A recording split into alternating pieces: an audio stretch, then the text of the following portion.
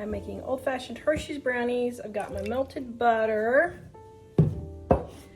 And I got a thing of Hershey's here that I need to use up and be done with it.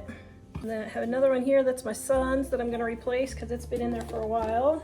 All right, got my Hershey's and my sugar and my eggs and my flour.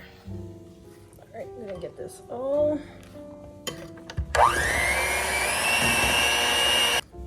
pouring that in.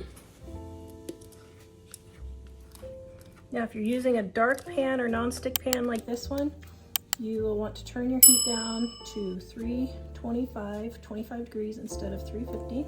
All right, I'm gonna throw this in the oven and bake it. This video is brought to you by our Dining on a Dime cookbook. We have quick and easy recipes your family will love to help you get in and out of the kitchen fast. Please visit us at livingonadime.com. It's 25% off. Right there is the Hershey's Brownies.